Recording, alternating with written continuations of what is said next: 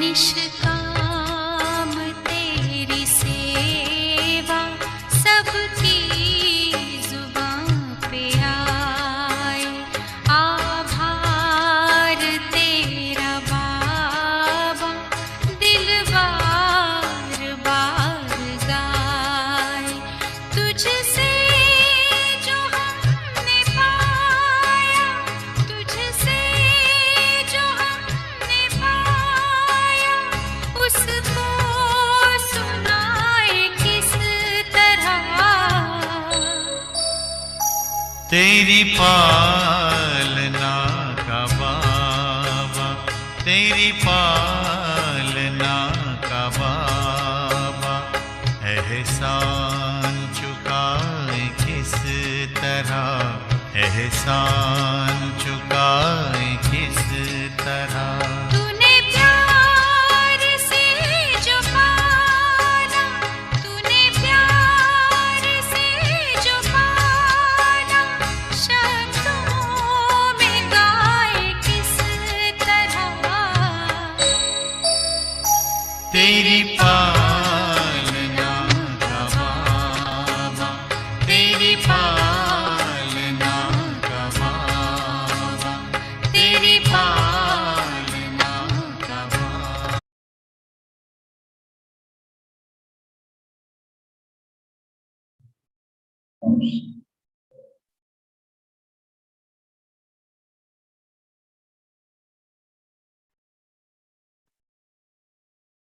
ఇరవై 9/10/70 బాబా చెప్పినటువంటి అవ్యక్త మురళి యొక్క దీపమాల కా సచ్చా రహస్య. దీపమాల దీపావళి యొక్క సత్యమైన రహస్యం. అందరికీ ముందుగా బామ్దాదా తరఫున సత్యమైనటువంటి దీపరాముడి యొక్క దీప పురుగులైన బ్రాహ్మణాత్మలందరికీ దీపావళి యొక్క శుభాకాంక్ష.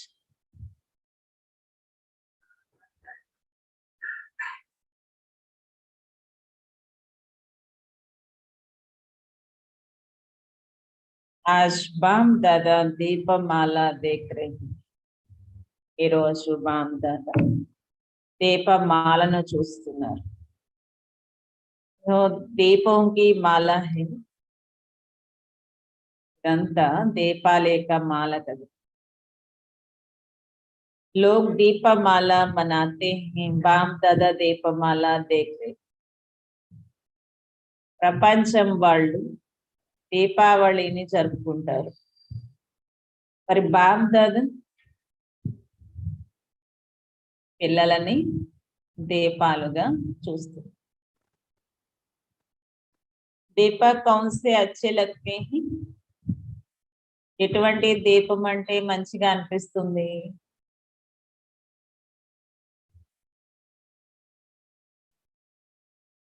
जो दीप अखंड और अटल होता है, जिसका दूध कभी घुटता नहीं, वही अखंड जलता है. ఏ దీపం అయితే అఖండంగా స్థిరంగా ఉంటుందో ఆ దీపం అంటేనే అందరికీ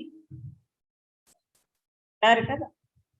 ఈ దీపం చూడండి ఎంత బాగా నిలిచి కాలుతుంది, బాగా వెలిగిస్తుంది.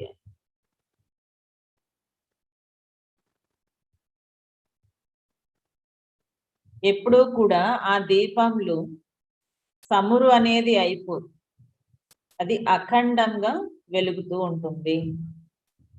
अपने को ऐसा दीपक समझते हैं? మరి మిమ్మల్ని కూడా ఇటువంటి దీపంగానే భావిస్తున్నారా? అఖండమైన స్థిరమైనటువంటి ప్రకాశవంతమైన దీపాన్ని అని. ऐसे दीपकों की यादगार माला. ఇటువంటి దీపాలకి గుర్తుగాని దీపావళి జరుపుకోవడం జరుగుతుంది. अपने को माला के बीच चमकता हुआ दीपक समझते हो. బాబా చెప్తున్నారు స్వయాన్ని మాల మధ్యలో మెరుస్తూ ఉన్నటువంటి దీపంగా భావిస్తున్నారు. చాలా దీపాలు ఉంటాయి, వాటి మధ్యలో ఏ దీపం అంటే ఇష్టమో బాగా ప్రకాశవంతంగా నిలిచి కాలుతూ ఉన్న దీపం అంటే అందరికీ ఇష్టం. మరి నేను అటువంటి దీపాన్ని అని భావిస్తున్నారు కదా. ऐसे समझते हो कि हमारा यादगार आज मना रही. ఈ రోజు ఈ దీపావళి నాకు స్మృతి చిహ్నంగానే జరుపుకుంటున్నారు అని భావిస్తున్నారు. అందరూ జరుపుకుంటున్నారు, నేను జరుపుకుంటున్నాను అనుకుంటున్నారా, లేక నా యొక్క ఆత్మిక స్థితికి గుర్తుగా దీపావళి అనేది జరుపుకుంటున్నారు భక్తులు అని భావిస్తున్నారా? दीपामाला के दिन दो बात विशेष ध्यान पर रखनी होती है. బాబా చెప్తున్నారు దీపావళి రోజున రెండు విషయాలు విశేషంగా అటెన్షన్ పెట్టుకోవడం జరుగుతుంది. దీపావళి అంటే రెండు విషయాలు విశేషంగా అటెన్షన్ పెడతారు. ఏంటా రెండు విషయాలు?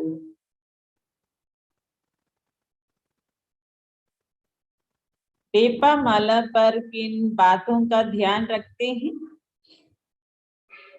దీపామాల పైన ఏ విషయంపై అటెన్షన్ పెడతారు దీపావళి రోజున? ఈ రోజు దీపావళియే కదా. ఇంకా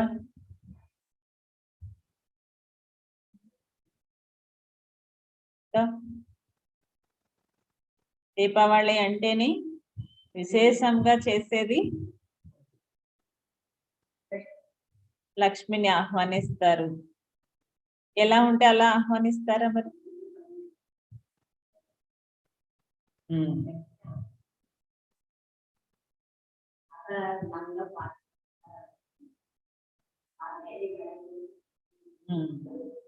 परंतु लक्ष्य क्या रखते हैं?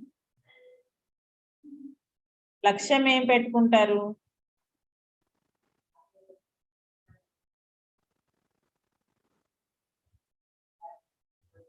లక్ష్మిని పిలవటానికి కారణం ఏంటి? కమాయి సంపాదన. లక్ష్య కో లేకర్ సఫాయి भी करते. ఆ లక్ష్యము తీసుకుని శుభ్రము కూడా చేస్తారు. లక్ష్మీదేవి మా ఇంటికి రావాలి అని ఏం చేస్తారు? ముందుగా శుభ్రాలు చేస్తారు. सफाई भी सभी प्रकार से करना है और कमाई का लक्ष्य भी बुद्धि में रखना है. శుభ్రం కూడా అన్ని రకాలుగా చేస్తూ ఉంటారు, అన్ని రకాలుగాను చేస్తారు శుభ్రాలు. మరియు సంపాదన యొక్క లక్ష్యం కూడా బుద్ధిలో పెట్టుకుంటారు. सफाई और कमाई का दोनों कार्य आप सभी ने किया है. మరి ఈ శుభ్రము మరియు సంపాదన ఈ రెండు కార్యాలు మీరంతా కూడా చేశారా?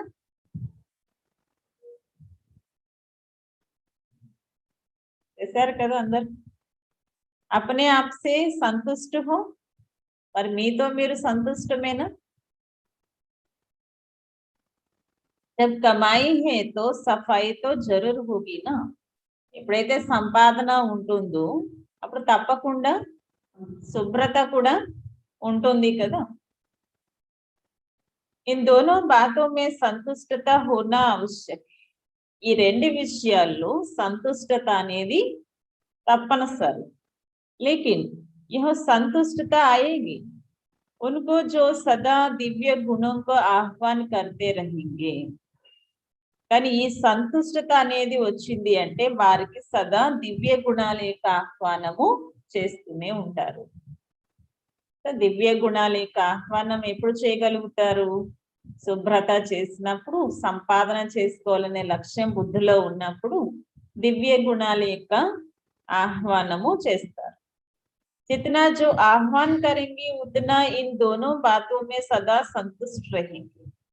ఎంతగా ఎవరైతే ఆహ్వానం చేస్తూ ఉంటారో అంతగా ఈ రెండు విషయాల్లో సదా సంతుష్టంగా ఉంటారు. ఎంతగా అయితే దివ్య గుణాల యొక్క ఆహ్వానం చేస్తూ ఉంటారో అంతగా ఈ రెండు విషయాల్లో సదా సంతుష్టంగా ఉంటారు. ఏ రెండు విషయాల్లో? స్వచ్ఛతలో, సంపాదనలో. जितना जितना दिव्य गुणों का आह्वान करते जाएंगे उतना अवगुण आहुति रूप में खत्म होते जाएंगे. ఎంతెంతగా అయితే దివ్య గుణాలని ఆహ్వానం చేస్తూ ఉంటారో అంతగానే అవగుణాల యొక్క ఆహుతి రూపంలో సమాప్తం కూడా అయిపోతూ ఉంటాయి. దివ్య గుణాలని ఆహ్వానిస్తూ ఉంటే అవగుణాలు సమాప్తం అయిపోతుంది. फिर क्या होगा? ఆ తర్వాత ఏమవుతుంది?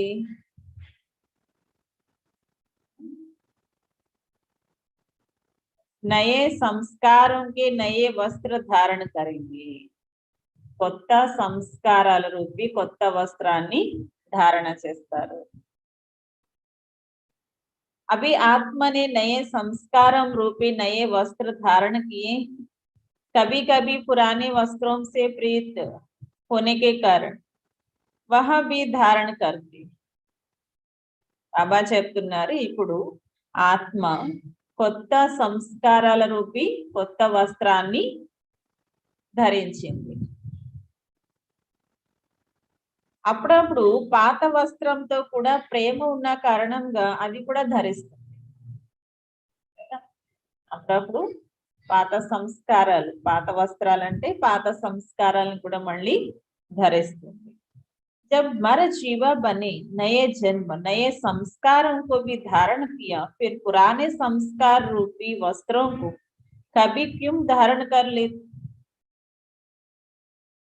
బాబా చెప్తున్నారు ఎప్పుడైతే మరజీవాగా అయిపోయారో, కొత్త జన్మ అనేది తీసుకున్నారు, కొత్త సంస్కారాలను ధారణ చేశారు, ఇక అప్పుడు పాత సంస్కారాల రూపీ వస్త్రాలని ఎందుకు ధరించేది అంటున్నారు. పాత సంస్కారాల రూపీ వస్త్రాలను ఎందుకు ధరించేది? क्या पुराने वस्त्र अति प्रिय लगते हैं? పాత వస్త్రాలు చాలా ప్రియంగా అనిపిస్తున్నాయా ఏంటి అంటున్నారు బాబా. जो चीज बाप को प्रिय नहीं वह बच्चों को प्रिय क्यों?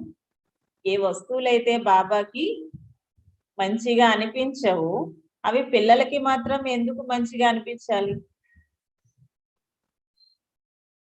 आज तक जो कमजोरी, कमियां, निर्बलता, कोमलता रही हुई है वह सभी पुराने खाते आज से समाप्त कर यही दीपावली मनाना. సత్యమైన దీపావళి జరుపుకోవడము అంటే బాబా చెప్తున్నారు ఈ రోజు వరకు ఏవైతే బలహీనతలు, లోపాలు, నిర్బలత, కోమలత ఏవైతే ఉండిపోయాయో, కోమలత అంటే తెలుసు కదా, సున్నితత్వం, ప్రతి చిన్నదానికి మూడ్ ఆఫ్ అయిపోవడం, చింతించడం, దుఃఖించడం, ఏవైతే ఇంకా ఇవన్నీ మిగిలిపోయి ఉన్నాయో వీటన్నిటినీ పాత ఖాతా అంతా ఈ రోజు సమాప్తం చేసేయాలి. పాత అకౌంట్ అంతా సమాప్తం చేసేయాలి. ఇదే దీపావళి జరుపుకోవడం అంటే అంటున్నారు బాబా. సత్యమైన దీపావళి అంటే ఏంటి? ఈ రోజుకి ఏవైతే ఇంకా పాతవి ఉండిపోయాయో వాటన్నిటిని సమాప్తం చేసుకోవాలి. ఇదే సత్యమైన దీపావళి జరుపుకోవడం. మనకి ఇటు సైడ్ అయితే పాత ఖాతా సమాప్తం చేసి కొత్త అకౌంట్ ఉగాదికి స్టార్ట్ చేస్తారు. నార్త్ సైడ్ అది కూడా దీపావళి రోజునే మొదలు పెడతారన్నమాట. పాత సంవత్సరం బుక్ తీసేసి కొత్త బుక్ పెట్టి మళ్ళీ కొత్త అకౌంట్ స్టార్ట్ చేస్తారు. అలా బాబా ఏం చెప్తున్నారు? దీపావళి అంటే ఏం చేయాలి? పాత అకౌంట్ అంతా సమాప్తం చేసి కొత్త అకౌంట్ అంటే కొత్త దైవీ గుణాల యొక్క ధారణ మొదలు పెట్టాలి. ఈ రోజుకి ఇంకా ఏమైతే మిగిలిపోయి ఉన్నాయో, అంటే ఆల్రెడీ చేసాము, ఇంకా మిగిలిపోయి ఉన్న వాటిని సమాప్తం చేసేయాలి అంటున్నారు బాబా. अल्पकाल के लिए नहीं लेकिन सदा काल के लिए और सर्व रूपम से समाप्त करना यह है దీపావళి మనాను. బాబా చెప్తున్నారు అల్పకాలికంగా కాదు, అంటే ఈ రోజు ఒక్క రోజే కాదు, సదాకాలికంగా సర్వ రూపాలతో సమాప్తం చేయాలి. ఇదే దీపావళి జరుపుకోవడం అంటే. దీపావళి కో ताजपोशी का दिवस कहते हैं। आज आप सभी ने कौन सी ताजपोशी मनाई है? ताजपोशी के दिन क्या किया जाता है? राजा सिंहासन का समारोह कब देखा है? स्मृति आती है? कितनी बार देख होगा? బాబా చెప్తున్నారు దీపావళి రోజు ఏం చేస్తారు, కిరీటం ధరించిన రోజు అని కూడా చెప్తారంట. మరి ఈ రోజు మీరంతా కూడా ఎటువంటి దీపావళి జరుపుకుంటున్నారు? కిరీటం ధరించిన రోజుగానే జరుపుకుంటున్నారా? రాజు సింహాసనంపై కూర్చున్న ఆ సమారోహము ఎప్పుడు చూస్తారు? ఎప్పుడు చూశారు అని అడుగుతున్నారు బాబా.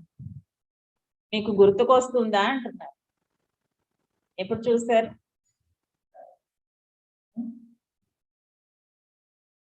ఎన్నిసార్లు చూశారు? అనేక సార్లు చూశారు. ప్రతి కల్పం చూస్తూనే ఉన్నారు కదా. బాబా చెప్తూ ఉంటారు కదా, దీపావళి అంటే సత్యయుగంలో ఎప్పుడు జరుగుతుంది? ఎప్పుడైతే సింహాసనాన్ని అధిష్టిస్తారో రాజు, ఆ రోజు చాలా వైభవంగా దీపావళి అనేది జరుగుతుంది అని. दिन प्रतिदिन ऐसे अनुभव करेंगे जैसे इस जन्म में प्रत्यक्ष देखी हुई बातें स्पष्ट रूप में इमर्ज रहती है. ప్రతి రోజు కూడా ఈ విధంగా అనుభవం చేసుకోవాలి. ఎలాగైతే ఈ జన్మలో ప్రత్యక్షంగా చూసిన విషయాలు స్పష్టమైన రూపంలో ఎమర్జ్ అవుతున్నాయి కదా, ऐसे भविष्य राजई के संस्कार जो आत्मा में समाई हुई है वह ऐसे कल की देखी बात है.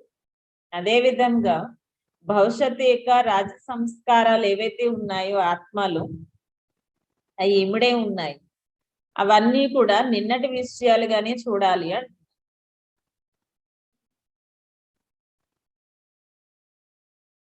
ऐसा अनुभव करते रहे, ఈ విధంగానే అనుభవం చేసుకుంటున్నారు కదా. ऐसे ప్రత్యక్ష రూప్ మే అనుభవ కరే, ఈ విధంగా ప్రత్యక్ష రూపంలో అనుభవం చేసుకోవాలి. ఏమో ఇలా ఉంటాదట అలా ఉంటాదట కాదు, ఇలాగే ఉంటది. బాబా చెప్పారు కదా, బాబా చెప్పిన దాన్ని ఏం చేయాలి మనం? ఆ స్వరూపాన్ని ఇమర్జ్ చేసుకుని చూస్తూ ఉండాలి, అనుభవం చేసుకుంటూ ఉండాలి. ఇసే సమझना. ఎవరైనా ఏదైనా విషయం చెప్తున్నారు అనుకోండి, దేని గురించి అయినా ఎక్కడైనా ఒక దృశ్యం వివరిస్తున్నారు అనుకోండి, ఏమంటారు? మీరు చెప్పండి, మాకు పిక్చర్ వచ్చేస్తుంది ఎదురుగా అంటారు కదా. మాకు ఆ దృశ్యం కంటికి కనిపించేస్తుంది మీరు చెప్తూ ఉంటే అంటారు. ఇలా బాబా చెప్తున్నటువంటి విషయాలు మనం ఆ దృశ్యాలను చూస్తూ అనుభవం చేసుకుంటూ ఉండాలి. బాబా చెప్పే విషయాలు చెవుల వరకునే కాదు, బుద్ధి వరకు కూడా అనుభవంలోకి రావాలి.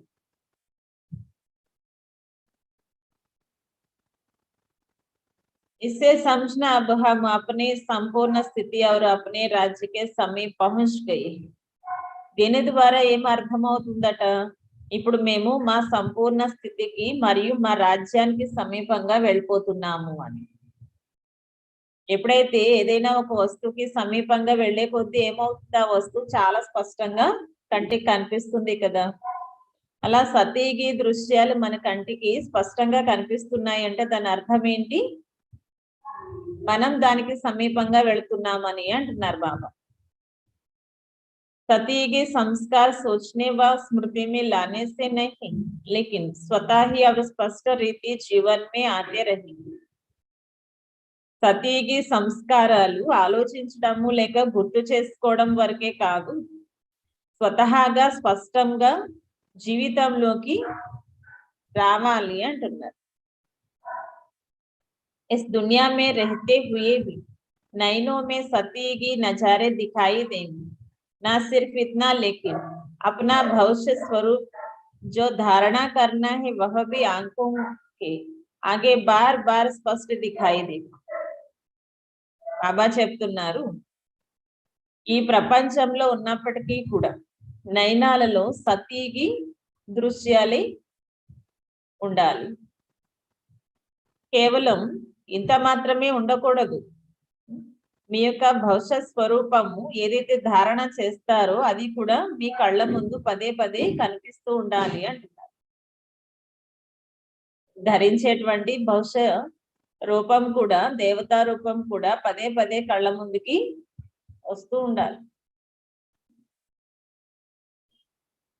ఎవరిది వారికే రావాలి కదా, పక్క వాళ్ళది కాదు. వీళ్ళు దేవత అవుతారట, వీళ్ళు నారాయణుడు, బ్రహ్మబాబా నారాయణుడు, మమ్మ లక్ష్మి, వాళ్ళ యొక్క రూపమే కాదు, మీ యొక్క రూపాన్ని కూడా పదే పదే కళ్ళ ముందుకి తెచ్చుకోవాలి.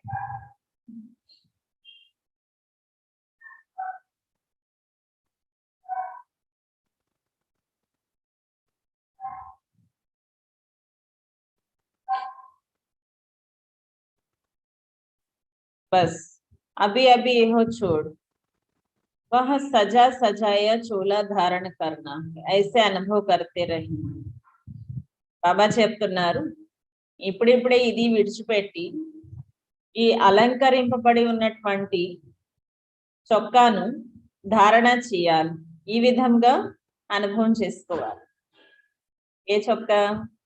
దేవతా స్వరూపము అనే రూపాన్ని ధారణ చేసి, అంటే ఇప్పుడు ఉన్నటువంటి ఈ రూపాన్ని ఇప్పుడిప్పుడే మర్చిపోవటం, ఆ దేవతా రూపాన్ని ఇమర్జ్ చేసుకుని నేను ఇప్పుడు ఆ దేవతా స్వరూపంలో ఉన్నాను అని స్వయాన్ని అనుభవం చేసుకోవాలి. ఉన్నారా? వచ్చిందా ఎదురుగా? దేవతా రూపం వచ్చిందా లేక ఇప్పుడున్న రూపమే వచ్చిందా? ऐसे संगम युग पर ही सती के स्वरूप का अनुभव करेंगे. ఎందుకంటే ఈ సంగమ యుగంలోనే సతీకి స్వరూపాన్ని అనుభవం చేసుకోగలం. సతీగంలోకి వెళ్ళిపోయిన తర్వాత అనుభవం చేసుకోవడం అనేది ఉండదు. ఆ భాగ్యం మనకి ఇప్పుడే లభించింది. పురుషార్థ और प्रारब्ध दोनों रूपों से हर एक को प्रत्यक्ष देखेंगे. బాబా చెప్తున్నారు, పురుషార్థి జీవితము, ప్రారబ్ధమేక జీవితం, ఈ రెండిటి యొక్క రూపాలను ప్రతి ఒక్కరూ కూడా ప్రత్యక్షంగా చూడగలరు. సతీగంలోకి వెళ్ళిన తర్వాత అసలు ఆ జీవితం ఎలా వచ్చిందో కూడా తెలియదు. అసలు ఆ విధంగా ఉన్నాము అంటే ఆ తర్వాత ఎలా ఉంటామో కూడా తెలియదు. కానీ ఇప్పుడు అయితే మనం ఇప్పుడు ఏం చేస్తున్నామో తెలుసు, ఏం పొందుతున్నామో తెలుసు. तो आज दीपावली के दिन दिव्य गुणों का आह्वान करना. ఈ రోజు దీపావళి కనుక ఏం చేయాలి? బాబా చెప్తున్నారు, దివ్య గుణాల యొక్క ఆహ్వానము చెయ్యాలి అంటున్నారు. अभी फिर भी मुख से निकलता है, हाँ कल्प पहले यह किया होगा. ఇప్పుడు మీ యొక్క నోటి నుంచి ఏం రావాలి? అవును, మేము కల్ప క్రితం కూడా చేసాం, ఇప్పుడు కూడా చేస్తాం, తర్వాత కూడా చేసేదే ఉంటుంది. అవునా? लेकिन पीछे यह शब्द बदल जाएंगे, इस कल्प की बात हो जाएगी. కానీ వెనకాల ఈ శబ్దం మారిపోతుంది. ఈ కల్పం యొక్క ఈ కల్పం యొక్క విషయంగా అయిపోయింది. 5000 సంవత్సరాల యొక్క విషయము ఎంత స్పష్టంగా స్మృతిలోకి రావాలి అంటే అది నిన్న అనే విషయం లాగా అనిపించాలి అంటే కల్పము అంటే 5000 సంవత్సరాలు అంటే చాలా ఎప్పుడో అనేట్టుగా కాదు. నిన్ననే ఎలా ఉన్నాను నేను? దేవతా స్వరూపంతో దివ్య గుణాలతో ఉన్నాను. ఈ రోజే మళ్ళీ నేను అలా అయిపోవాలి అనంత దగ్గరగా అనుభవం చేసుకోవాలి అంటున్నారు బాబా. जैसे साइंस के साधन से दूर की चीज भी समीप और स्पष्ट दिखाई पड़ती. ఎలాగైతే సైన్స్ యొక్క సాధనాల ద్వారా దూరంగా ఉన్న వస్తువుల్ని కూడా దగ్గరగా స్పష్టంగా చూడగలుగుతున్నారు. అలాగే మనము సైన్స్ యొక్క శక్తి కంటే సైలెన్స్ యొక్క శక్తి కలిగి ఉన్నాం. మరి దూరంగా ఉన్నటువంటి దృశ్యాలను అంటే 5000 సంవత్సరాల యొక్క దృశ్యాలని కూడా ఇప్పుడు మనం ఎంత స్పష్టంగా చూడాలి అంటే అది నిన్నటి విషయమే. ఈ రోజు మళ్ళీ నేను ఆ విధంగా అవుతున్నాను అని.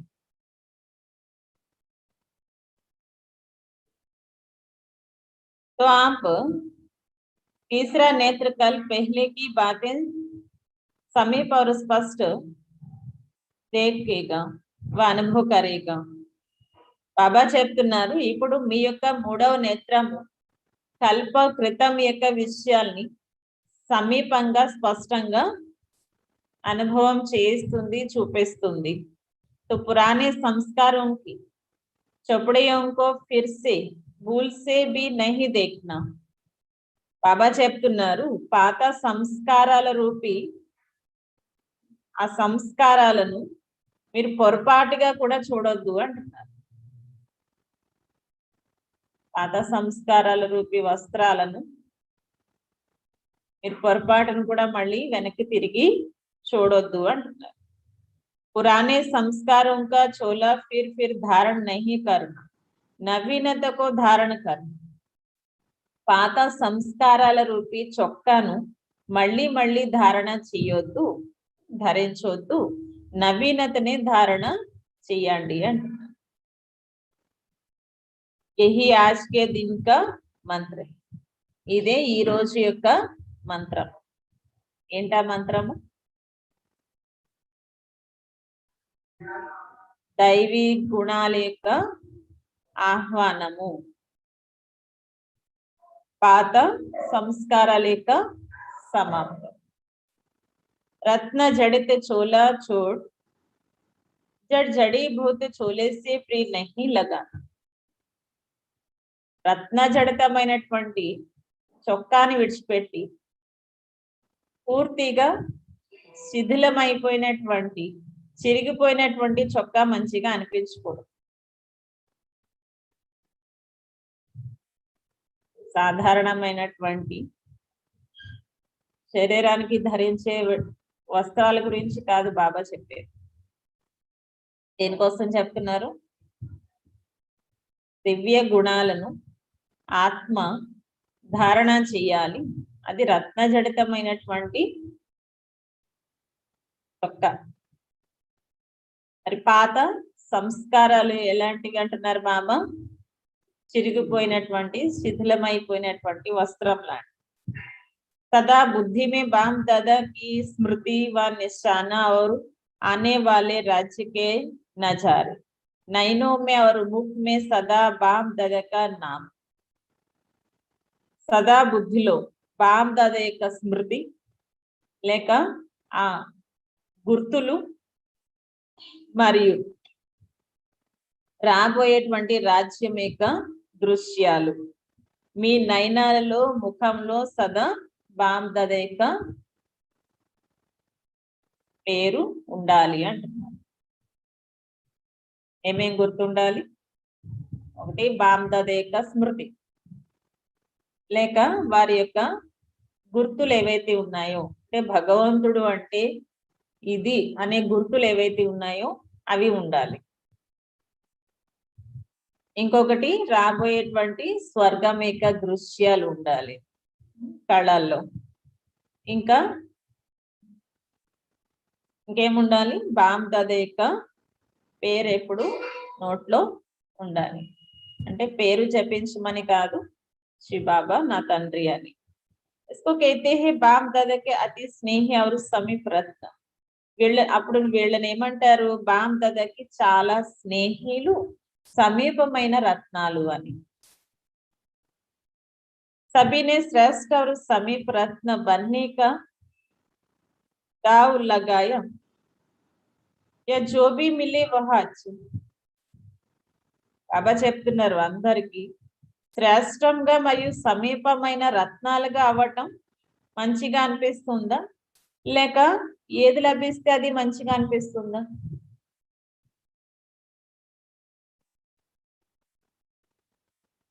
ఏది దొరికితే అది లేండి, ఏదో ఒకటి దొరుకుతుంది కదా అంటారా? अगर इस बात में संतुष्ट रहे तो संपूर्ण नहीं बन सके. ఒకవేళ ఈ విషయంలో సంతుష్టంగా లేరు అంటే సంపూర్ణంగా కూడా కాలేరు. इसलिए सदा यहो दाव लगाओ, हम विजयी और संपूर्ण बनकर ही दिखाएंगे. కనుక సదా ఇదే లక్ష్యం పెట్టుకోండి, మేము విజయీగా సంపూర్ణంగా అయ్యే చూపిస్తాము అని. కమ్జోరికే శబ్ద సమాప్తం. బలహీనమైనటువంటి శబ్దాలను సమాప్తం చేసేయాలి. ఏంటా బలహీనమైన శబ్దాలు? ఏదో ఒకటి, ఏది పొందితే అది, ఏది లభిస్తే అది, ఏది దొరికితే అది, రొట్టె ముక్క అయినా దొరికితే చాలు కదా. ఇలాంటి బలహీనమైన శబ్దాలను సమాప్తం చేసేయండి అంటున్నారు బాబా. करेंगे, हो ही जाएगा, पुरुषार्थ कर रहे हैं, यह शब्द भी ना निकले. చేస్తాము, అయిపోతుంది, పురుషార్థం చేస్తున్నాం కదా, ఇలాంటి శబ్దాలు రాకూడదు అంటున్నారు. ఇంకెంతకని చేస్తాము, ఒప్పుకున్నంత వరకు చేస్తున్నాం కదా, ఇలాంటివి రాదు. ఎందుకంటే ఈ ఒక్క జన్మతో సమాప్తం అయిపోయేలాంటి విషయాల కోసం ఎంత కష్టపడుతున్నారో ఒకసారి ఆలోచించండి మీరు. ఈ ఒక్క జన్మకే అవన్నీ సమాప్తం అయిపోతాయి అనే జ్ఞానము అందరికీ స్పష్టంగా అయితే ఉంది కదా. అయినా ఉదయం నుంచి రాత్రి వరకు ఎంత అంటే అంత, ఇంకా అసలు రెస్ట్ తీసుకోవాలని కానీ, టైంకి తినాలని కానీ ఉండనే ఉండదు. అంతగా ఆలోచనలు, అంతగా కష్టపడుతూ ఉంటారు. బాబా అది ఎప్పుడు వద్దు అని అనటం లేదు, కానీ మీ జన్మ జన్మల భాగ్యం కోసం కూడా మీరు అందులో సగమైన కష్టపడండి అంటున్నారు. కష్టపడందే ఏది రాదు కదా. నేను ఛార్జింగ్ అయిపోతుంది, ఛార్జింగ్ పెట్టాలి. బాబా చెప్తున్నారు करके ही दिखाएंगे, बनकर ही दिखाएंगे, यह है निश्चय बुद्धि विजयी रत्नों के बोल. చేసే చూపిస్తాం, తయారయ్యే చూపిస్తాం. ఇటువంటి విషయాలు, ఇటువంటి మాటలు ఎవరికి వస్తాయి? నిశ్చయ బుద్ధి విజయ రత్నాలే మాట్లాడగలుగుతారు. నిశ్చయ బుద్ధి విజయ రత్నాన్ని నేనే అని అంటారా? అంటే కనుక ఏమనాలి? చేసే చూపిస్తాను, తయారయ్యే చూపిస్తాను అని.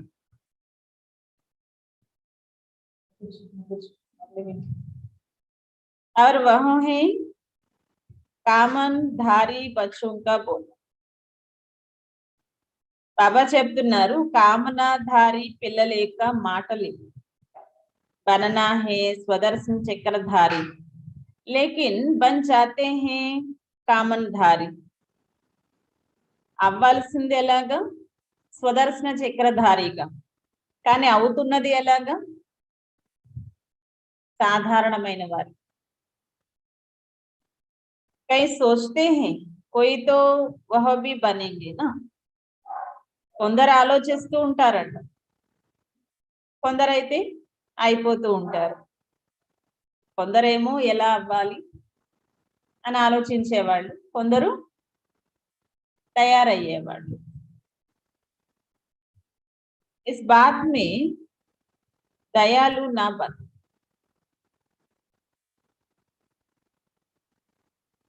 బాబా చెప్తున్నారు ఈ విషయంలో మీరు దయాహృదయులు అవ్వద్దు. ఏ విషయంలో?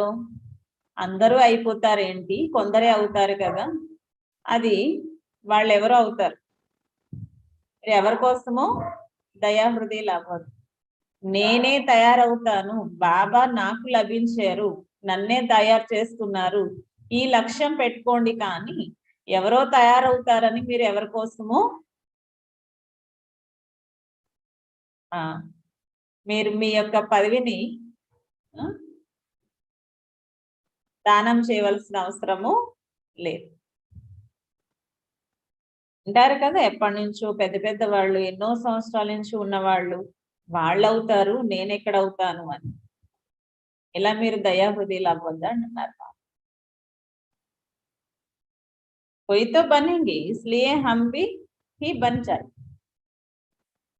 ఎవరైనా కూడా అవుతారు భలే, కానీ నేను కూడా తప్పకుండా అవుతాను. అలా అని ఎవరు అవరు, నేను ఒక్కరినే అవుతాను అని కూడా కాదు. భలే అవుతారు అందరూ, కానీ నేనైతే తప్పకుండా తయారవుతాను. ఇది పెట్టుకోవాలి.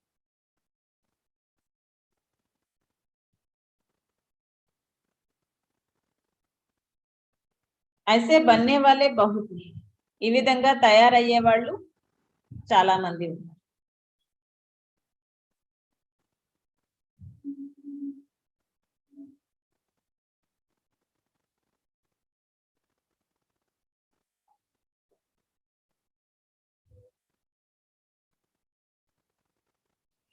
బాబా దీపావళి జరుపుకోవడం అంటే ఓన్లీ బుక్కిలో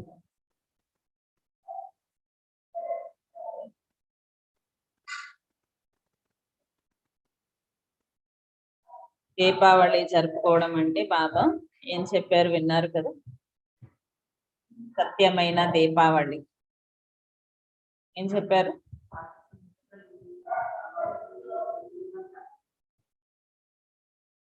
పాత సంస్కారాలను సమాప్తం చేయాలి.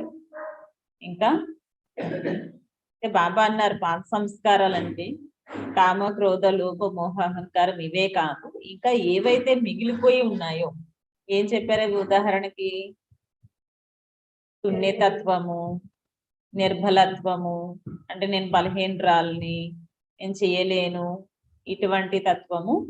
ఇంకా సున్నితంగా అంటే ప్రతి చిన్నదానికి అలిగిపోవడం, ప్రతి చిన్నదానికి మూడ్ ఆఫ్ అవ్వడం కదా, ఇలాంటి విషయాలు. ఇంకా ఏం చెప్పారు? ఏవైతే ఇలాంటి బలహీనతలు ఇంకా మిగిలిపోయి ఉన్నాయో వాటిని సమాప్తం చేసేయండి. మరి ఏం ఆహ్వానించాలి? దివ్య గుణాలను ఆహ్వానం చేయండి. ఏమేం లక్ష్యం పెట్టుకుంటారు దీపావళి రోజున? అందరూ ఏమేం లక్ష్యం పెట్టుకుంటారని చెప్పారు?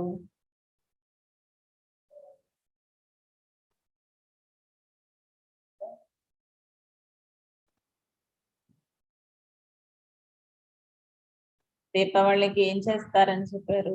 ఏం చేస్తారు అసలు?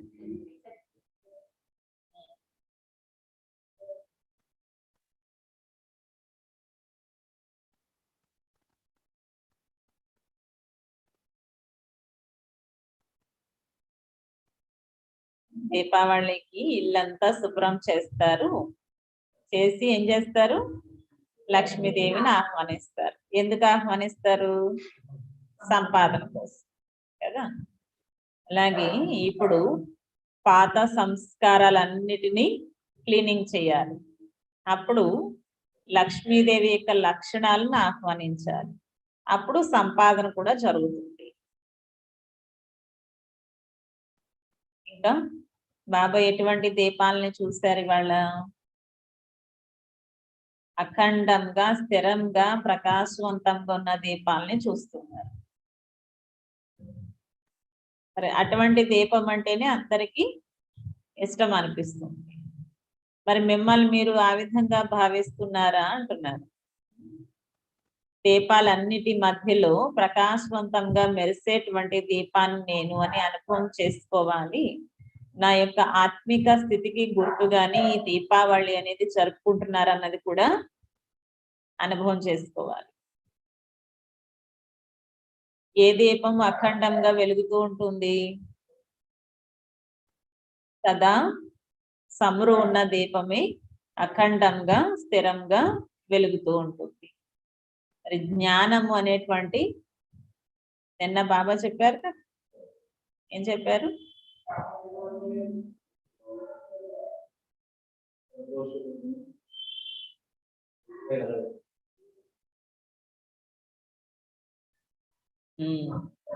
జ్ఞానం అనే సమురు పోస్తూ ఉండాలి, యోగం అనే వస్తూ ఉండాలి. అప్పుడు ఆ దీపం అఖండంగా స్థిరంగా వెలుగుతూ ఉంటుంది. అప్పుడు ఏముంటుంది? జీవితంలో సంతోషం ఉంటుంది. మరి భక్తులైతే ఏం చేస్తారు? ఈ ఒక్క రోజే దీపావళి జరుపుకుని ఈ ఒక్క రోజే సంతోషంగా ఉంటారు. బాబా ఏం చెప్తున్నారు? పిల్లలు అల్పకాలికం కోసం కాదు, సదాకాలికం కోసం మీరు దీపావళి జరుపుకోండి అంటున్నారు.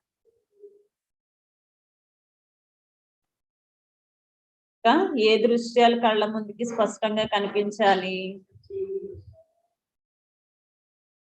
ప్రత్యేక దృశ్యాలు మీ కళ్ళ ముందు నిన్నటి విషయాల్లాగా స్పష్టంగా అనుభవం అవుతూ ఉండాలి. అది బుద్ధి వరకు మాత్రమే కాదు, అనుభవంలోకి రావాలి అంటున్నారు.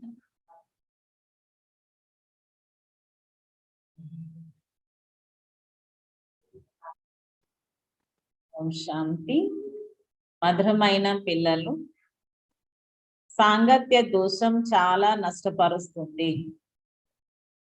కావున సాంగత్య దోషం నుండి మిమ్మల్ని మీరు ఎంతగానో రక్షించుకుంటూ ఉండండి అని, అది చాలా చెడ్డది అని చెప్తున్నారు బాబు. సాంగత్య దోషం చాలా చెడ్డది కనుక ఏం చేయాలి? అది చాలా నష్టపరుస్తుంది కనుక మిమ్మల్ని మీరు చాలా రక్షించుకుంటూ ఉండండి. ఎంత చెడ్డది అంటే ఎంత మంచిగా తయారవుతూ ఉంటారు, తయారవని వాళ్ళతో సాంగత్యం చేస్తే ఏమవుతుంది? మిమ్మల్ని కూడా లాగేస్తారు. ఈ వాళ్ళకి ఏం వినకపోతే ఏమైపోయింది ఏంటి? రోజు మురళి వినాలనుకోండి, ఒకరికి వినాలని ఉంటది, ఒకరికి వినకూడదని ఉంటది. వాళ్ళతో కూర్చుంటే ఏమంటారు? ఈ రోజు ఒక రోజు వినకపోతే ఏమైంది? రోజు వింటున్నారు కదా, లేకపోతే ఉదయం విన్నారు కదా, ఇప్పుడు సాయంకాలం వినకపోతే ఏమైంది? సాయంత్రం విన్నారు కదా, ఉదయం వినకపోతే ఏమైంది?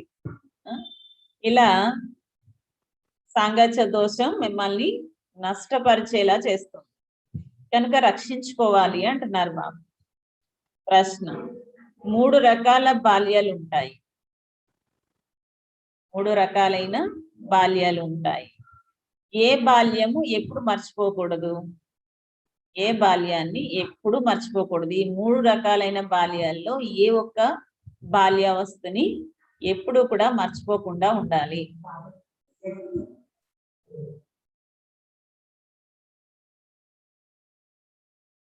బాబా చెప్తున్నారు, ఒకటి బాల్యము లౌకిక తల్లిదండ్రుల దగ్గర జన్మ తీసుకోవటం ద్వారా లభిస్తుంది.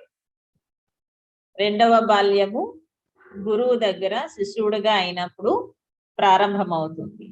ఇక మూడవ బాల్యము లౌకిక తల్లిదండ్రుల్ని విడిచిపెట్టి అలౌకిక తల్లిదండ్రులకి చెందిన వారిగా అయినప్పుడు లభిస్తుంది. పెట్టడం అంటే ఇక్కడ బుద్ధి ద్వారా, ఇప్పుడు నా అసలైన తల్లి తండ్రి పరంపిత పరమాత్మ అని అర్థం చేసుకోవటం ద్వారా లభిస్తుంది. అలౌకిక బాల్యము అనగా ఈశ్వరుడి చేత దత్తత తీసుకోబడినటువంటి పిల్లలుగా అవటం. ఏం చెప్తున్నారు? ఈశ్వరుడికి పిల్లలుగా అవ్వటం. అలౌకిక జన్మ అంటే ఈశ్వరుడే స్వయంగా మనల్ని దత్తత తీసుకున్నారు. ఈశ్వరుడికి పిల్లలుగా అయ్యారు అంటే మరజీవాగా అయిపోయారు. పాత జన్మతో చనిపోయారు, కొత్త జీవితాన్ని ప్రారంభించారు. ఈ అలౌకిక బాల్యాన్ని ఎప్పుడు మర్చిపోకూడదు. బాల్యం యొక్క విషయాలు చాలా వర్ణిస్తూ ఉంటారు కదా. మా చిన్నప్పుడు ఇలాగా, మా చిన్నప్పుడు మా తాతగారు అలాగా, మా తాతగారు బెల్లం పొట్టలు తెచ్చారు. ఇప్పుడు ఏ బాల్యాన్ని వర్ణించాలి నిరంతరం?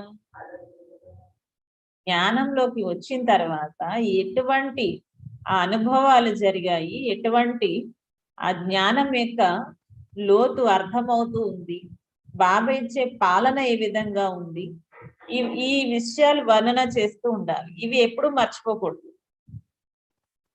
మర్చిపోయినట్లయితే ఎంతగానో రోధించవలసి ఉంటుంది. ఏడవటము అనగా మాయ దెబ్బ తినడమే. పాట బాల్యపు రోజులు మర్చిపోకండి. ఓం శాంతి. మధురాతి మధురమైన ఆత్మిక పిల్లలు పాట యొక్క అర్థాన్ని తెలుసుకున్నారు. బాల్యము 3 రకాలుగా ఉంటుంది. ఒకటి లౌకిక బాల్యము, రెండవది నివృత్తి మార్గానికి చెందిన బాల్యము. వారు కూడా ఇళ్ళు వాకుళ్ళు విడిచిపెట్టి జీవిస్తూనే మరణించి గురువుకి చెందిన వారిగా లేక సన్యాసులకు చెందిన వారిగా అవుతారు కదా. వారు వీరికి తండ్రి కారు, వారు గురువుకి చెందిన వారిగా అవుతున్నారు. వారితో పాటు ఉంటారు. వారు కూడా జీవిస్తూ మరణించి గురువుకి చెందిన వారిగా అవుతున్నారు. అడవిల్లోకి వెళ్ళిపోతారు. ఇక మూడవది ఈ అద్భుతమైన మరజీవ జన్మ. ఒక తల్లి తండ్రుల్ని విడిచిపెట్టి ఇంకొక తల్లి తండ్రులకి చెందిన వారిగా అవుతున్నారు. దేహానికి జన్మనిచ్చిన తల్లి తండ్రుల్ని ఎవరైతే దత్తత తీసుకుంటారో, జన్మనిచ్చిన వాళ్ళు ఉన్నప్పటికీ కూడా ఇక దత్తత తీసుకున్న వాళ్ళే తల్లి తండ్రిగా స్వీకరిస్తారు కదా. మరి ఇప్పుడు మనల్ని ఎవరు దత్తత తీసుకున్నారు? మరి వీరు ఆత్మిక మాతాపిత. ఇది మీ మరజీవ జన్మ. ఈశ్వరుడి యొక్క వడిలో ఇది మీ ఆత్మిక జన్మ. మీతో ఇప్పుడు ఆత్మిక తండ్రి మాట్లాడుతున్నారు. ఎవరు మాట్లాడుతున్నారు మనతో? వారంతా దైహికమైన తండ్రులు, వీరు ఆత్మిక తండ్రి. కావున తండ్రికి చెందిన వారిగా అయి మరజీవగా అయి మళ్ళీ దీనిని మర్చిపోకూడదు అంటున్నారు బాబా. శ్రీ బాబా ఉన్నతమైన వాడు కదా. ఏం చెప్తున్నారు బాబా? శ్రీ బాబా ఉన్నతమైన వారు. ఎవరైనా గీత మొదలైన వాటిపై వాదిస్తే మొట్టమొదట ఉన్నతమైన వాడు భగవంతుడు ఎవరు అని ప్రశ్నించాలి. బ్రహ్మ దేవతాయ నమః, విష్ణు దేవతాయ నమః, శివ పరమాత్మాయ నమః అంటారు కదా. బ్రహ్మ విష్ణు శంకర్లను దేవతాయ నమః అని నమస్కరిస్తున్నారు. మరి శివుణ్ణి పరమాత్మ అని నమస్కరిస్తున్నారు. వారు అన్ని ధర్మాలకు తండ్రి. ఉన్నతమైన తండ్రి ఒక్కరేనన్న విషయం మొట్టమొదట అర్థం చేయించాలి. బ్రహ్మ విష్ణువులను ఎవరు కూడా గాడ్ ఫాదర్ అని అనరు. భగవంతుడైన తండ్రి ఒక్కరే. అతడే నిరాకారుడు, సృష్టికర్త అని కూడా మొట్టమొదట పక్కా చేయండి. వారిని పతితా పామరుడని కూడా అంటారు. తప్పకుండా వారసత్వం కూడా ఎవరి నుంచి లభిస్తుంది? తండ్రి నుంచి. అనంతమైన తండ్రి నుండి ఎవరికి వారసత్వం లభించిందని ఆలోచించండి. తండ్రి కొత్త ప్రపంచాన్ని రచిస్తున్నారు. వారి పేరేంటి? శివ పరమాత్మయ నమః అని అంటారు. వారి జయంతి కూడా జరుపుకుంటారు. అతడే పతితా పావనుడు, రచయిత, జ్ఞాన సాగరుడు. తద్వారా సర్వవ్యాపి అనే విషయమే పోతుంది. వారి మహిమ కర్తవ్యంపై ఆధారపడి ఉంటుంది. గతంలో ఎవరైనా కర్తవ్యం చేసి ఉంటే వారి యొక్క మహిమని గాయనం చేయబడుతుంది. తండ్రి ఉన్నతమైన వారు, వారిని ముక్తి ప్రదాత అని అంటారు. అలాగే దయ హృదయుడు అని కూడా, దుఃఖహర్త సుఖకర్త అని కూడా అంటారు. ఇంకా మార్గదర్శకుడు అని కూడా అంటారు. బాబా చెప్పారు కదా, తండ్రి యొక్క మహిమను చేస్తూ ఉండాలి. ఇది కూడా మనం బాబాని స్మృతి చేయడం యోగం యొక్క లెక్కలోకే వస్తుంది. బాబా జ్ఞాన సాగరుడు, సర్వలేఖ, ముక్తి ప్రదాత, దుఃఖహర్త, సుఖకర్త, ఇవన్నీ కూడా జ్ఞాపకం చేసుకుంటూ ఆయన కర్తవ్యాలు జ్ఞాపకం చేయటం అంటే ఆయన జ్ఞాపకం చేయటమే కదా.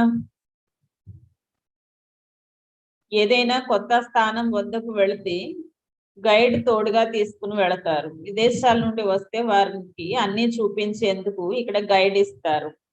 తీర్థయాత్రలకు వెళ్లే వాళ్ళకి పండాలు ఉంటారు. ఇప్పుడు బాబా మనకి గైడ్ గా అయ్యారు. తప్పకుండా గైడ్ చేస్తూ ఉంటారు కదా. సర్వవ్యాపి అని అనడంతో ఈ మహిమ అంతా సమాప్తం అయిపోతుంది.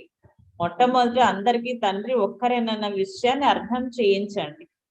సర్వశాస్త్ర శిరోమణి గీత, అది ఎవరు చెప్పడం జరిగింది? భగవద్గీత చెప్పింది ఎవరు?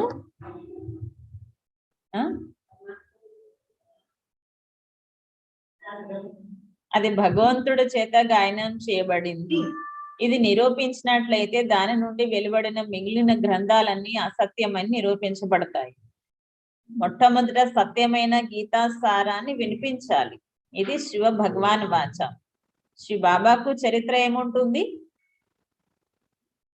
నేను ఈ శరీరం ఆధారం తీసుకుని మీకు పద్ధతుల నుండి పావనంగా తయారయ్యే మార్గం తెలియజేస్తున్నాను అని చెప్తున్నారు. నేను పిల్లలకు రాజయోగం నేర్పించేందుకు వచ్చాను. ఇందులో చరిత్రలు ఏం చేసుకుంటారు? ఇతడు ఒక వృద్ధుడు, నేను వచ్చి కేవలం పిల్లల్ని చదివిస్తున్నాను. పద్ధతుల నుండి పావనంగా తయారు చేసేందుకు రాజయోగం నేర్పిస్తున్నాను. మీరు సత్యయుగంలోకి వెళ్ళి రాజ్యం చేస్తారు, మీకు వారసత్వం లభిస్తుంది. మరి మిగిలిన ఆత్మలన్నీ ఎక్కడ ఉంటాయి? ముక్తిధామంలో, నిరాకార లోకంలో ఉంటాయి. ఇది చాలా సహజమైన విషయము. భారతదేశంలో దేవీ దేవతల రాజ్యం ఉండేది, ఒకే ధర్మం ఉండేది. మరి ఇప్పుడు కలియుగంలో ఎంతమంది మనుషులు ఉన్నారు? అక్కడ చాలా తక్కువ మంది ఉంటారు. పరంపిత పరమాత్మ ఏకధర్మ స్థాపన, అనేక ధర్మాల వినాశనము చేసేందుకు వచ్చారు. మరి మిగిలిన వారంతా శాంతిధామంలోకి వెళ్ళిపోతారు. అక్కడ అపవిత్రమైన ఆత్మలైతే ఎవరు ఉండరు. వారి పేరే పతిత పావనుడు, సర్వల సద్గతి దాత. ఇది పతిత ప్రపంచం ఇనుప యుగం. సతీయుగాన్ని స్వర్ణిమ యుగం అని దేవతల పూజారులు సహజంగా అన్ని అర్థం చేసుకుంటారు, కానీ ఎవరికి చెప్పరు. వాళ్ళకి తెలీదా? అన్ని శాస్త్రాలు చదివిన వాళ్ళు, వేదాలు తెలిసిన వాళ్ళు, భగవంతుడు యొక్క రూపం ఏంటి, ఆయన ఎక్కడ ఉంటారు తెలీదా? తెలుసు, కానీ చెప్పరు. భలే చిన్న చిన్న ముడులు ఉంటాయి, వాళ్ళకు కూడా అర్థం కానివి. ఎందుకంటే యథార్థమైన జ్ఞానం పరపిత పరమాత్మ వచ్చి తెలియచేస్తేనే తప్ప ఎవరికి పూర్తిగా తెలియదు కదా. అయితే అది కూడా చెప్పడం ద్వారా అర్థం చేసుకుంటారు, కానీ వచ్చిన భక్తులకి చెప్పరు. ఎందుకు?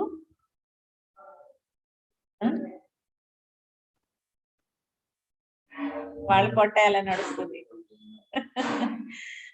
అందుకని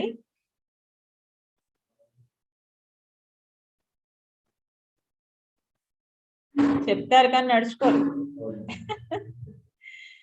బాబా చెప్తున్నారు,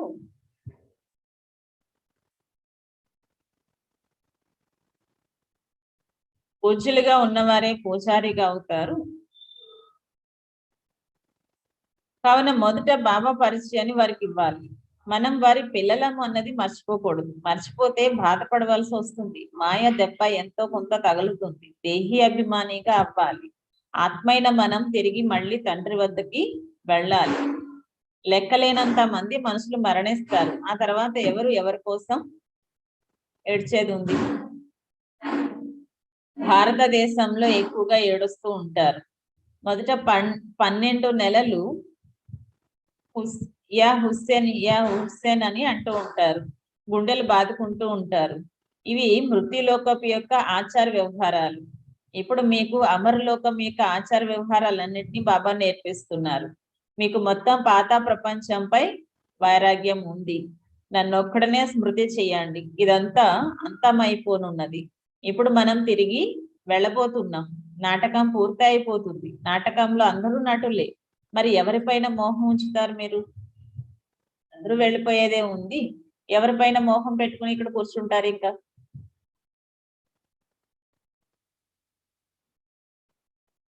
కొని ఎప్పటికైనా 100 సంవత్సరాలైనా గ్యారంటీగా ఉండిపోయి ఇక్కడే ఉంటాము అంటే పెట్టుకోండి మోహం. ఎవరు ముందో ఎవరు వెనకో తెలియకుండా ఉంది, కళ్ళ ముందు జరుగుతుంది కదా దృశ్యము. ఇంకా దేనికోసము అంటున్నారు బాబు.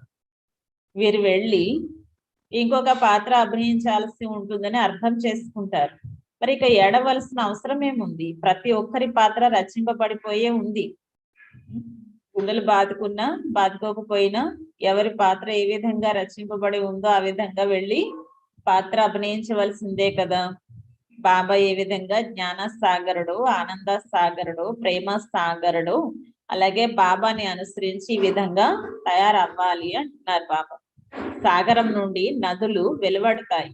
అందరూ నంబర్ వారీగా ఉంటారు. కొందరు బాగా వర్షిస్తారు, ఎంతో మందిని తమ సమానంగా తయారు చేస్తారు, అంధులకు చేతికర్రగా అవుతారు. బాబాకు ఎంతో మంది సహయోగులు కావాలి. మీరు అంధులకు చేతికర్రగా అవ్వండి అంటున్నారు.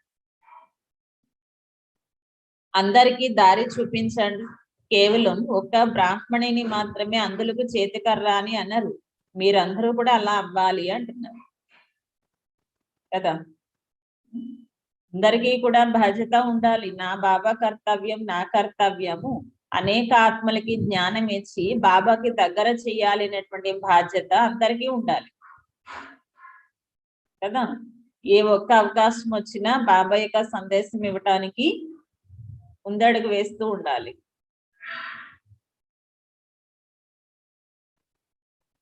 మీకు జ్ఞానం అనే మూడవ నేత్రం లభించింది. దీనిని మూడవ నేత్రం లభింప చేసే కథ అని అంటారు. దివ్య నేత్రము ఆత్మ కొరకే.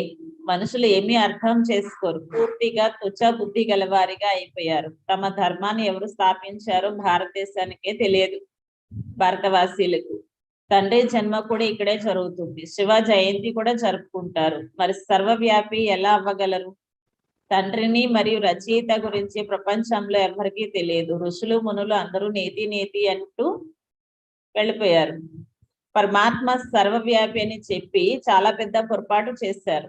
మరి సర్వలకు తండ్రి పతితా పావనుడు ముక్తి ప్రదాత అని మీరు నిరూపించి చెప్పండి అంటున్నారు. వారు పాత ప్రపంచం నుండి కొత్త ప్రపంచంలోకి తీసుకువెళతారు. అక్కడ దుఃఖం అనే విషయమే ఉండదు. శాస్త్రాల్లో ఏవేవో రాసేశారు. అక్కడ కూడా వారికి వికారాలు లేకుండా పిల్లలు పుడతారు అని లక్ష్మీనారాయణ గురించి ప్రశ్నిస్తారు. అలా జరుగుతుందా అని. వారిని అందరూ సర్వగుణ సంపన్నులు, 16 కళా సంపూర్ణులు, సంపూర్ణ నిర్వీకారులని అంటారు కదా. మరి నిర్వీకారి ప్రపంచం అది, ఇది వికారి ప్రపంచం. మరి అక్కడ వికారాలు ఉంటాయని ఎలా అంటున్నారు? ఎప్పటి వరకైతే తండ్రి గురించి తెలుసుకోరో అప్పటి వరకు ఏమీ తెలుసుకోలేరు. సర్వవ్యాపి అని చాలా పెద్ద పొరపాటు చేశారు. ఎప్పుడైతే తండ్రిని తెలుసుకుంటారో అప్పుడే ఆ పొరపాటు నుండి బయటపడతారు. తండ్రి మేము మీ నుండి రాజభాగ్యాన్ని తీసుకునేందుకు మళ్ళీ మీ వారిగా అయ్యాము అని నిశ్చయం కలిగి ఉండాలి అంటున్నారు. శాస్త్రాల్లో ఏవేవో రాసేశారు. లక్ష్మీనారాయణుడు సతీయుగంలోనే చూపించడం జరుగుతుంది. మరి వారి బాల్య రూపం రాధాకృష్ణులు. వాళ్ళని ఎక్కడ చూపించారు? ద్వాపర యుగంలోకి తీసుకువెళ్ళిపోయారు. బాల్యమేమో ద్వాపర యుగంలో, రాజ్యమేమో సత్యయుగంలో. ఎలా ఉంది చూడండి. నిజానికి కృష్ణుడు స్వర్గం యొక్క యువరాజు. మళ్ళీ శ్రీకృష్ణుడు రూపురేఖలు జన్మ జన్మకి మారిపోతూనే ఉంటాయి. ఒకే రకమైన రూపురేఖలు మళ్ళీ ఇంకెప్పుడు ఉండవు కదా. అదే రూపురేఖలతో కృష్ణుడు ద్వాపర యుగంలోకి రాలేడు. అది అసంభవము అంటున్నారు బాబు. నిజానికి మనం ఆ మూలవతన నివాసులం. అది మన మధురమైన నిశ్శబ్ద ధామము అని మీకు తెలుసు. దాని కొరకే భక్తి చేస్తారు. భక్తులు ఏమంటారు? ముక్తి పొందాలి, ముక్తిలోకి వెళ్ళిపోవాలి అని, మాకు శాంతి కావాలి అని అంటారు. ఆత్మ పాత్ర అభినయించేందుకే ఇంద్రియాలు తీసుకుంటుంది. మరి శాంతి ఎలా ఉండగలదు? శాంతి కొరకు హఠయోగం నేర్చుకుంటారు, గుహల్లోకి వెళ్ళిపోతారు. ఎవరైనా ఒక నెల గుహలో కూర్చుండిపోతే అతడికి అది శాంతిధామం అయిపోతుందా? ఇప్పుడు మనం శాంతిధామంలోకి వెళ్ళి పాత్ర అభినయించేందుకు మళ్ళీ సుఖధామంలోకి వస్తున్నాము అని మీకు తెలుసు. ఎవరైతే సుఖంగా ఉంటారో వారికి ఇది స్వర్గం, ఎవరైతే దుఃఖంగా ఉంటారో వారికి ఇది నరకం అని అంటారు. స్వర్గం అని కొత్త ప్రపంచాన్ని, నరకం అని పాత ప్రపంచాన్ని అంటారని మీకు తెలుసు. దుఃఖం ఉన్నంత మాత్రాన దుఃఖధామం, సుఖం ఉన్నంత మాత్రాన స్వర్గము అయిపోదు కదా. భగవాన్ వాచ, ఈ భక్తి, యజ్ఞ, తపాదులు, దాన పుణ్యాలు చేయడం ఇదంతా కూడా భక్తి మార్గం. ఇందులో సారమేమీ లేదు. సత్య త్రేతాయుగాలన్నీ బ్రహ్మ పగలు అని, బ్రహ్మ పగలు అంటే బ్రాహ్మణులైన మీ యొక్క పగలు అని కూడా. ఆ తర్వాత మీరు రాత్రి అనేది ప్రారంభం అవుతుంది. మీరు మొట్టమొదట సత్యయుగంలోకి వెళతారు, మళ్ళీ మీరే చక్రంలోకి తిరుగుతూ వస్తారు. అంటే మీరే బ్రాహ్మణ, దేవత, క్షత్రియ, వైశ్య, శూద్రులుగా అవుతారు. మీరు శివ భగవాన్ వాచ అని చెప్తున్నారు, వారు కృష్ణ భగవాన్ వాచ అని చెప్తున్నారు. ఎంత తేడా ఉంది?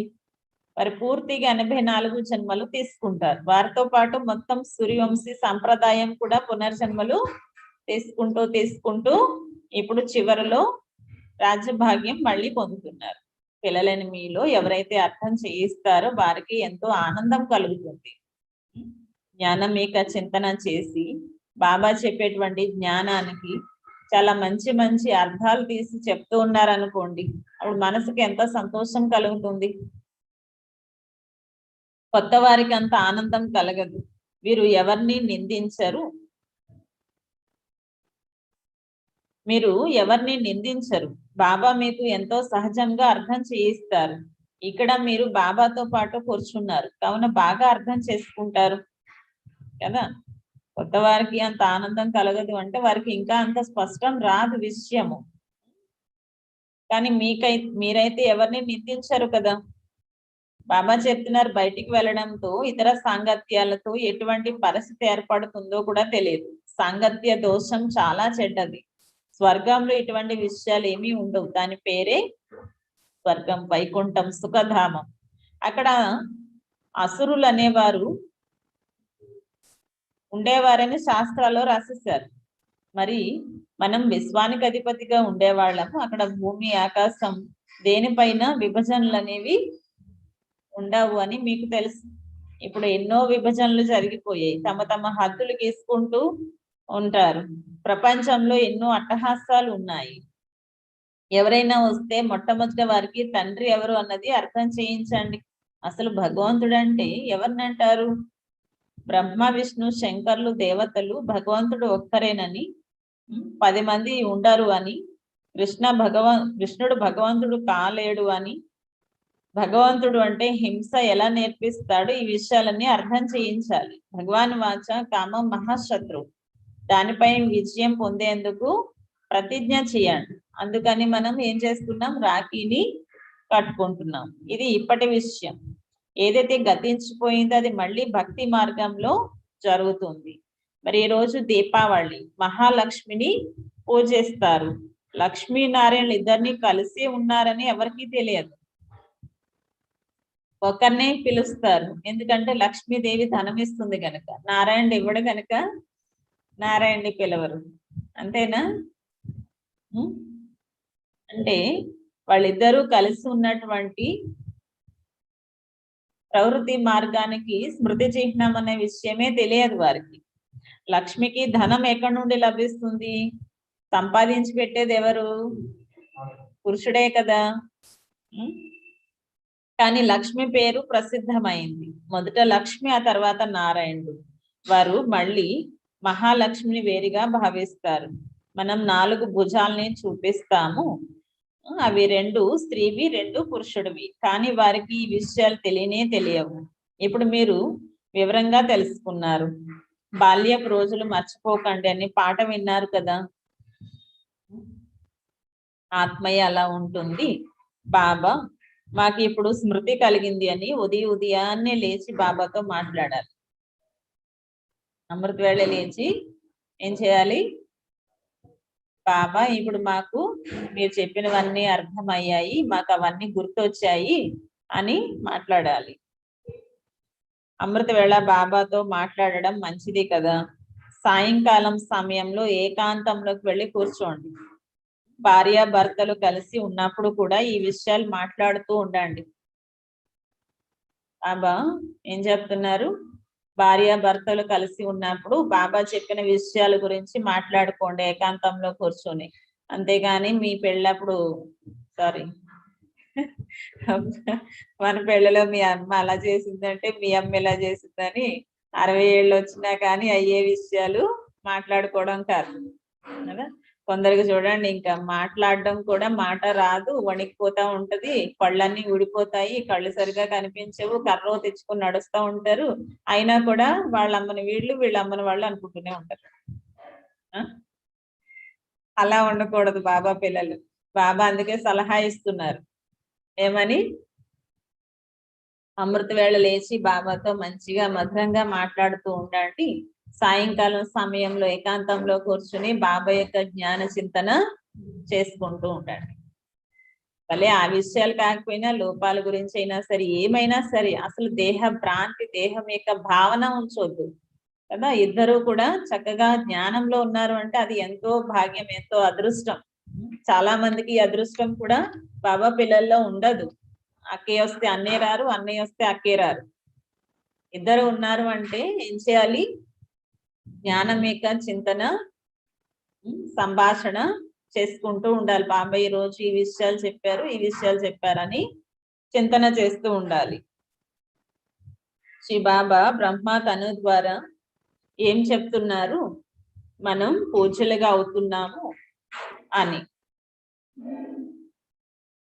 మరి బాబానే స్మృతి చేయలేదు.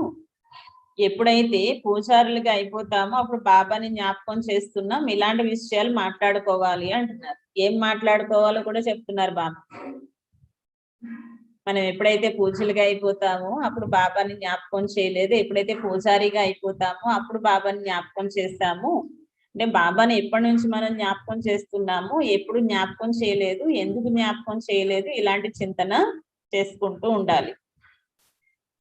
ఎవరైనా వింటే ఆశ్చర్యపోవాలి, వీళ్ళెంత చక్కగా జ్ఞానానికి సంబంధించిన విషయాలు మాట్లాడుకుంటున్నారు అని.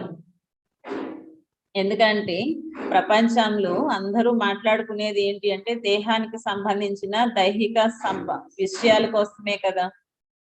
మాట్లాడుకుంటూ కోపాల్లోకి వెళ్ళిపోతారు, మాట్లాడుకుంటూ చాలా ఏడ్చేస్తా ఉంటారు కూడా. కానీ మీరు అలా ఉండకూడదు. వాళ్ళ చూసి ఆశ్చర్యపోయేలా ఉండాలి అంటున్నారు. అర్ధకల్పం మనం కామచితి పైన కూర్చుని తగలబడి భస్మం అయిపోయాము, శ్మశాన యోగ్యంగా అయిపోయాము. ఇప్పుడు మనం మళ్ళీ జ్ఞానచితి పైన కూర్చోవాలి, స్వర్గంలోకి వెళ్ళాలి. ఇది పాత ప్రపంచం, కానీ ఇది స్వర్గము అని భారతవాసీలు భావిస్తున్నారు. అరే, స్వర్గం సత్యుగంలో కదా ఉంటుంది. స్వర్గంలో దేవీ దేవతల రాజ్యం ఉండేది, ఇక్కడ మా యొక్క ఆడంబరం ఉంది. ఇలా ఈ విషయాలన్నీ కూడా ఏం చేయాలి? చర్చించుకుంటూ ఉండాలి. ఇంట్లో ఎవరు జ్ఞానంలో ఉంటే వాళ్ళతోనైనా చర్చించుకోవచ్చు.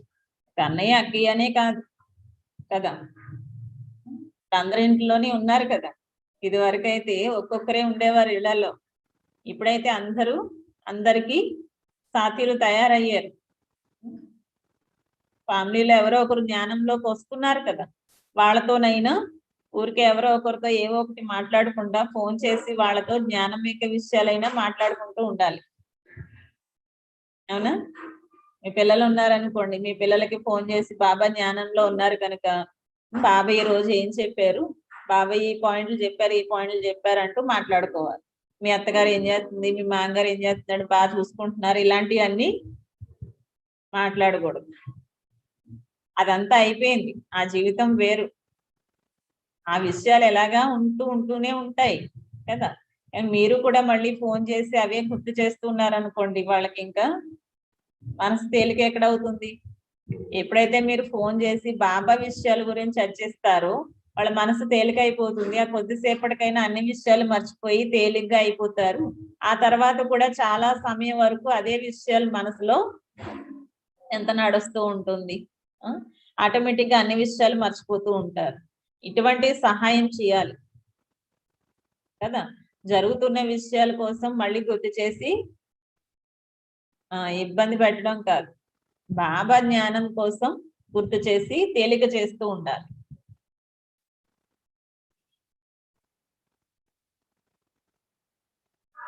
బాబా చెప్తున్నారు,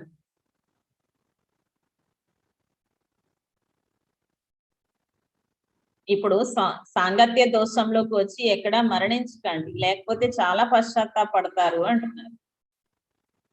బాబా చెప్తున్నారు, పరీక్షల యొక్క రిజల్ట్ ఎప్పుడైతే వెలువడుతుందో అప్పుడు అది అందరికీ తెలిసిపోతుంది.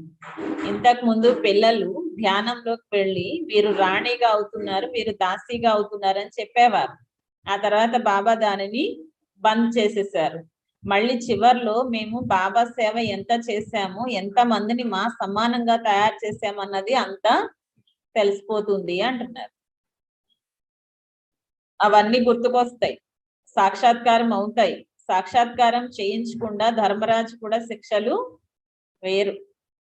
సాక్షాత్కారాలు చేయించే అంటే మనం చేసినటువంటి ఈ 84 జన్మలలో ఏమేమి చేస్తూ వచ్చామన్నది ఒక్క సెకండ్ చాలట బాబా స్క్రీన్ పైన చూపించడానికి. అప్పుడే మీకు శిక్షలు అనేవి ఉంటాయి అంటున్నారు. నన్ను ఒక్కడనే స్మృతి చేయండి అని బాబా పిల్లలకు పదే పదే చెప్తున్నారు. ఒకసారి 2 సార్లు కాదు, పదే పదే చెప్తున్నారు. ఏమని? బాబా వచ్చి మధురాతి మధురమైన వృక్షం యొక్క అంటు కడుతున్నారు. ఆ ప్రభుత్వం వృక్షాల అంట్లు కడుతుంది. దాన్ని ఉత్సవంగా కూడా జరుపుకుంటారు. ఒకరోజు వృక్షపతి రోజు జరుపుకుంటారు కదా. బాబా చెప్తున్నారు, ఇక్కడ కొత్త ప్రపంచం యొక్క అంటు కట్టబడుతుంది, కానీ ఇటువంటి తండ్రిని మర్చిపోకండి. బాబా సేవలో నిమగ్నం అయిపోండి, లేకపోతే చివరిలో చాలా పశ్చాత్తాపడవలసి ఉంటుంది. కావున ఇప్పుడు వారసత్వం తీసుకోకపోతే ఇది కల్పాంతరాల యొక్క లెక్కగా మారిపోతుంది. ఇప్పుడు గనక మనం వారసత్వం పొందకపోతే ఏమవుతుంది? కల్పము పోగొట్టుకున్న వారిలా అయిపోతాం.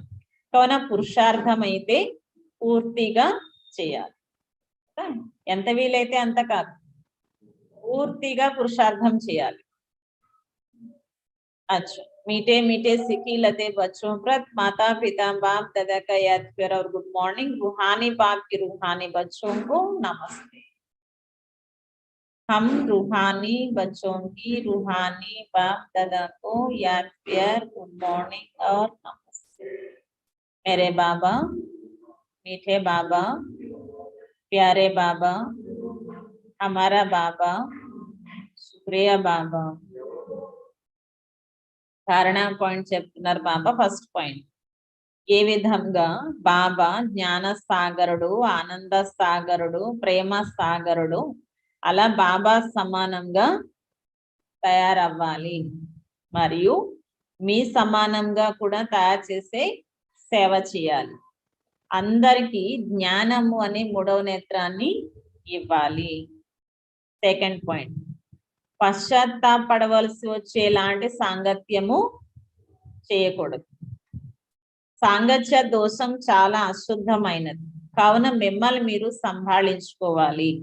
బాబా నుండి వారసత్వం తీసుకునేందుకు పూర్తిగా పురుషార్థము చేయాలి.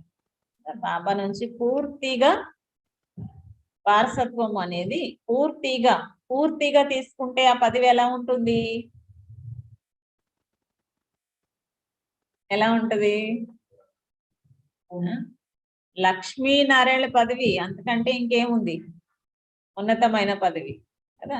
పూర్తి వారసత్వం తీసుకోవడం అంటే లక్ష్మీనారాయణగా తయారవడమే పూర్తి వారసత్వం తీసుకోవడం అంటే. అంతగా పురుషార్థము చేయాలి. బాబా వరదానం ఇస్తున్నారు దివ్య గుణాల ఆహ్వానం ద్వారా. అవగుణాల్ని సమాప్తం చేసే దివ్య గుణధారి భవ. దీపావళి, ఈ దీపావళి రోజున లక్ష్మీదేవిని ఆహ్వానిస్తున్నట్లుగా పిల్లలైన మీరు కూడా స్వయంలోకి దివ్య గుణాలను ఆహ్వానించండి. అప్పుడు అవగుణాలు ఆహుతి అయిపోతాయి. దివ్య గుణాల్ని ఆహ్వానిస్తే అవగుణాలు ఆహుతి అయిపోతాయి. అప్పుడు కొత్త సంస్కారాలు అనే నూతన వస్త్రాలు ధరిస్తారు. కొత్త సంస్కారాలు రూపి నూతన వస్త్రాలు ధరిస్తారు. ఇప్పుడు పాత వస్త్రాలపై కొంచెం కూడా ప్రీతి ఉండకూడదు. లోపల ఉన్న బలహీనతలు, లోపాలు, నిర్బలత, కోమలత, వ్యక్త మురళిలో వచ్చిన పాయింట్స్ అన్ని ఇందులోకి వచ్చేసాయి. ఏమేమి ఉండకూడదు అంటున్నారు బాబా? బలహీనతలు, లోపాలు, నిర్బలత, కోమలత్వము. ఈ పాత ఖాతాలన్నీ ఈ రోజు నుండి సదాకాలికంగా సమాప్తము చేసేయండి. అప్పుడు దివ్య గుణ ధారులుగా, దివ్య గుణాల ధారణ స్వరూపంగా అవుతారు. మరి భవిష్యత్తులో కూడా కిరీటధారిగా అవుతారు. ఇందులో స్మృతి చిహ్నమే ఈ దీపావళి. దీనికి స్మృతి చిహ్నమే ఈ దీపావళి. స్లోగన్: సరళమైన స్మృతి కొరకు సరళత గుణాన్ని ధారణ చేయండి, సంస్కారాలను సరళంగా చేసుకోండి. అంటే ఈజీ తత్వం. ఇది చాలా కష్టము, ఇది చేయలేము, ఇలా ఉండకూడదు. స్వభావాన్ని సరళంగా చేసుకోవాలి, ఈజీగా చేసుకోవాలి. ఏదైనా ఈజీగా తీసుకోవటం నేర్చుకోవాలి. అప్పుడేమవుతుంది? దివ్య గుణాలు కూడా ఈజీగా ధారణ అయిపోతాయి. ఓం శాంతి.